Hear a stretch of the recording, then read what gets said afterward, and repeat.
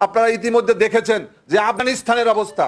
আফগানিস্তানে এই ঘানি তিনি কিন্তু সীমানা অতিক্রম করে তাজিকিস্তানে গেছেন, সেখানেও তার রক্ষা হয়নি। তিনি সেখান থেকে এখন আরেকটি ওমানে গিয়েছেন, সেখানেও তিনি থাকতে পারবেন না। কিন্তু আমরা বলতে চাই, এই শেখ হাসিনা যদি পতন ঘন্টা বেজে যায়, তিনিও ভারতে গিয়েও সেখানে আশ্রয় পাবে না। সেখানেও দেশপ্রেমিক জনগণ সেখানেও তাকে প্রতিরোধ করে তুলবে। এই ভারতেও তার স্থান হবে না। কোনো তন্ত্রমন্ত্রে বাংলাদেশ চলছে না, শুধুমাত্র শেখ হাসিনা তন্ত্রে বাংলাদেশ চলছে। এভাবে চলতে যাওয়া যায় না, এভাবে চলবে না। এই জালেম সরকারকে হটানোর জন্য আমাদের সবারই কিন্তু লক্ষ্য এক, আওয়ামী দুঃশাসন থেকে, আওয়ামী জুলুমাত থেকে, এই জালেম তন্ত্র থেকে আমাদেরকে দেশবাসীকে রক্ষা করতে হবে। আমাদের ইতিহাস থেকে শিক্ষা নেওয়ার কথা বলেছেন। আসলে ইতিহাস থেকে শিক্ষা নেই না, এটাই তো ইতিহাসের চরম শিক্ষা, যে ইতিহাস থেকে কেউই শিক্ষা নেয় নাই। এটা আজকে যারা ক্ষমতায় আছে তারাও নেয়নি, আগে যারা ক্ষমতায় ছিল তারাও নেয়নি। আমরা মনে হয় জানি আমাদের নিজেদের চাটুকারিতা এবং দালালি কতটুকু কে করতে পারলাম, এটাই হচ্ছে আমাদের সবচেয়ে বড়। আমাদের মনে আছে যে বর্তমান সরকার যখন ক্ষমতায় আসে সেই 2009 সালে, আমরা তখন এই পার্শ্ববর্তী দেশ ভারতের একটি অনুষ্ঠানে আমাদের তৎকালীন সময়ের পররাষ্ট্রমন্ত্রী, আজকে যিনি শিক্ষামন্ত্রী, তিনি একটি সভায় ওখানকার একজন বলেছিলেন বাফার স্টেট বাংলাদেশকে। বাফার স্টেট শব্দের অর্থ হচ্ছে অসভ্য রাষ্ট্র। সেদিন কিন্তু বাংলাদেশের পররাষ্ট্রমন্ত্রী দীপু মনি এই বাফার স্টেট শব্দের অর্থ এটা ওদিন তাৎক্ষণিকভাবে উনি বুঝতে পারেননি।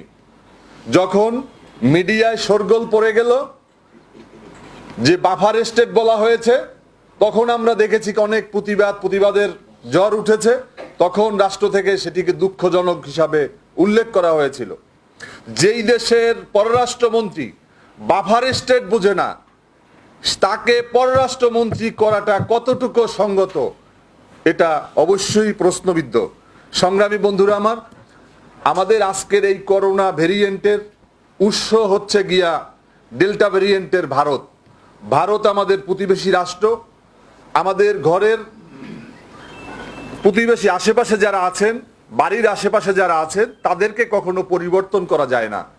আপনি পারবেন নিজের বাড়ি বিক্রি করে দূরে আর একটা বাড়ি করতে, কিন্তু আপনি চাইলে আপনার প্রতিবেশীকে কিন্তু আপনি পাল্টাতে পারবেন না। আমাদের দ্বারাও সম্ভব না। ভারত আমাদের 1971 সালে মুক্তিযুদ্ধে সহায়তা করেছিল। কেন করেছিল? অবশ্যই তার বিনিময় ছিল। শুধু শুধু ভারত আমাদের 71 সালে মুক্তিযুদ্ধে সহায়তা করেনি। তাদের উদ্দেশ্য ছিল পাকিস্তানের হাত থেকে এই বাংলাদেশকে, পূর্ব পাকিস্তান থেকে আলাদা হলে তাদের অনেক ধরনের ব্যয় কমবে, তাদের এখানে নতজানু পররাষ্ট্রনীতি সেখানে বাস্তবায়ন করতে পারবে। তাদের অনেক আশা ভরসা ছিল। আজকে এই আমাদের এশিয়া মহাদেশের ভিতরে বিশেষ করে ভারতের যেই সমস্ত প্রতিবেশী রাষ্ট্রগুলো আছে, কারো সাথে কিন্তু ভারতের সুষম সম্পর্ক নেই, ভালো সম্পর্ক নেই। আমরা আগে জানতাম যে শ্রীলঙ্কার সাথে ভালো সম্পর্ক, তাদের সাথে আজকে সম্পর্ক ভালো নেই। আজকে নেপালের সাথে সম্পর্ক ভালো নেই। আজকে শুধুমাত্র বাংলাদেশে একটি পুতুল সরকার, তারা আজকে স্বীকৃতি দিয়ে তারা আজকে বাংলাদেশকে একটি ভারতের করদ রাজ্যে আজকে পরিণত করেছে। বাংলাদেশ আজকে মনে হচ্ছে অনেক সময় মন্ত্রীদের বক্তব্যে মনে হয় জানি আমরা ভারতের একটা অংশ। আজকে একজন মন্ত্রী বলেন ভারতের সাথে তাদের স্বামী স্ত্রীর সম্পর্ক, সেই আশরাফুল ইসলাম বলেছিলেন তাদের সাথে রক্তের সম্পর্ক। আপনাদের সাথে রক্তের সম্পর্ক থাকতে পারে, কিন্তু আমাদের এক বক্তা বলছেন সেই রক্ত নাকি দূষিত হয়ে গেছে। আজকে আপনাদের প্রমাণ কি? আমরা যখন ইলিশ মাছ পাঠিয়েছিলাম ভারতে, তখন আমাদেরকে পেঁয়াজ বন্ধ করে দিয়েছিল এই ভারত।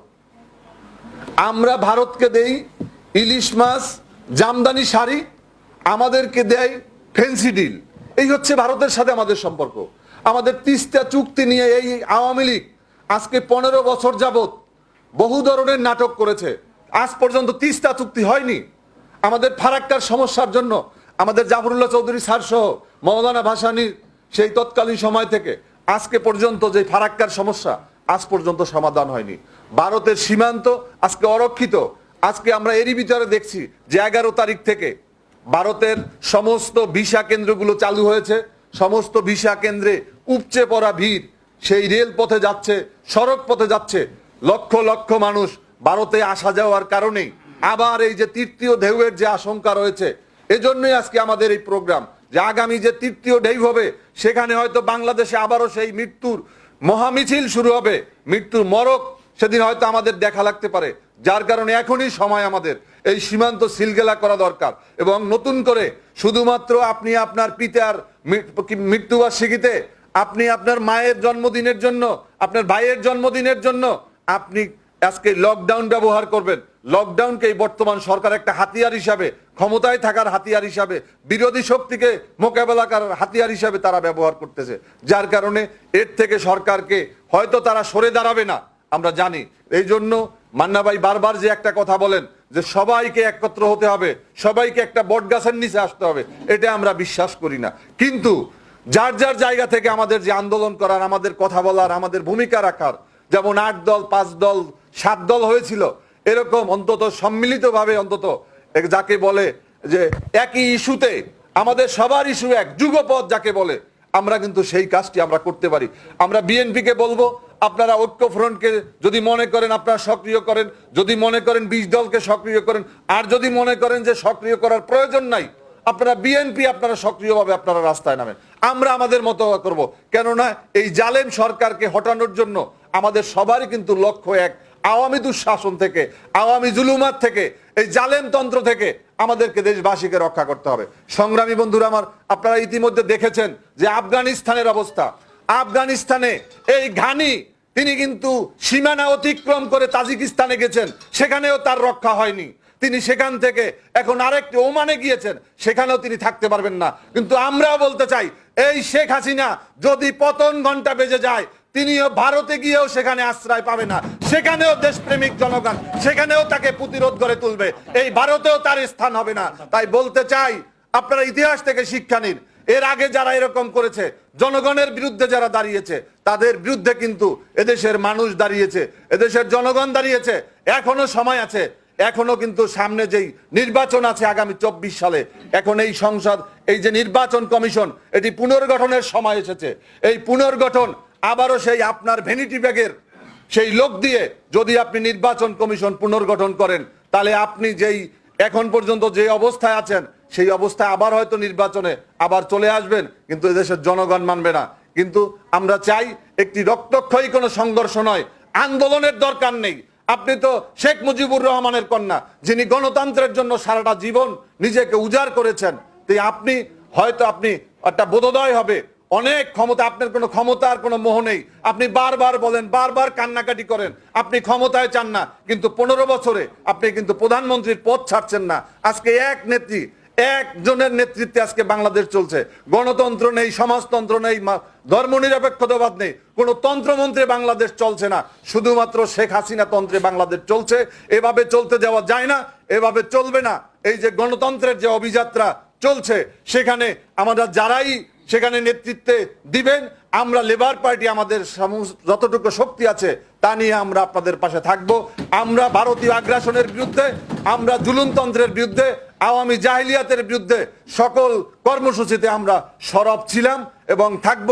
সেখানে সরকারের কোনো এজেন্সি দিয়ে, সরকারের কোনো বাহিনীকে দিয়ে আমাদের এই আন্দোলন, আমাদের কর্মকাণ্ডকে স্তব্ধ করার যে পায়তারা চলছে, তা কখনো সফল হবে না। রিপোর্টে আমরা কিন্তু টিভি চ্যানেলের স্ক্রল দিয়ে নিচ থেকে আরেকটা জিনিস আমরা দেখি, যেটা আমাদের অনেক সময় আমরা বলতে পারি না। এটা হচ্ছে যে উপসর্গ নিয়ে এতজন মানুষ মারা গিয়েছে। তার মানে এই লোকগুলো করোনা চিহ্নিত হওয়ার আগেই তারা মারা যাচ্ছে।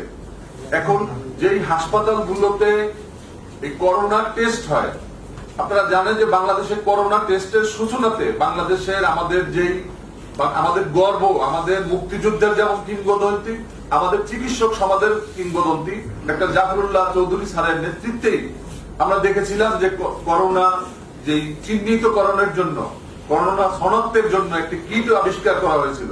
কিন্তু রাষ্ট্র সেই কিটকেও কিন্তু বাজারজাত বা কোথাও কাজের মানব সেবার জন্য উন্মুক্ত করতে দেয়নি। আজকে বাংলাদেশে কিন্তু ঠিকমতো এখনো সঠিকভাবে টেস্ট হচ্ছে না। আপনারা দেখবেন যে হাসপাতালগুলোতে করোনা টেস্ট হয়, সেখানে সীমিত পর্যায়ে যারা প্রতিদিন যায় তারা কিন্তু সবাই টেস্ট করতে পারে না। সেখানে 15%, 20% মানুষ করোনা টেস্ট করছে। আমাদের বিশ্বাস যদি সমস্ত মানুষ টেস্ট করতে পারত প্রতিদিন, তাহলে আমাদের যে আশঙ্কা প্রায় 30,000-এর উপরে আমরা দেখতাম যে এই করোনা শনাক্ত আমাদের হচ্ছে। আমাদের সঠিকভাবে যদি টেস্ট হতো, তাহলে আমাদের এই মৃত্যুর সংখ্যা আমরা কয়েক গুণ দেখতাম। কিন্তু এটা সরকার হাইড করতেছে। আমাদের প্রধান অতিথি বক্তব্য রাখবেন এবং এই বর্তমান সরকার এই করোনাকে চাপিয়ে এটাকে বিভিন্ন সময় বিভিন্ন ভাবে তারা কিন্তু এটাকে তাদের প্রয়োজনে ব্যবহার করছে। তারা কখনো বাড়িয়ে দেখাচ্ছে লকডাউন দেওয়ার জন্য, কখনো কমিয়ে দেখাচ্ছে লকডাউন উল্টো করার জন্য। যার কারণে আপনারা আজকের এই বিষয়ের উপরে কথা বলবেন ইনশাআল্লাহ। সবাইকে ধন্যবাদ। বাংলাদেশ জিন্দাবাদ, বাংলাদেশ লেবার পার্টি জিন্দাবাদ।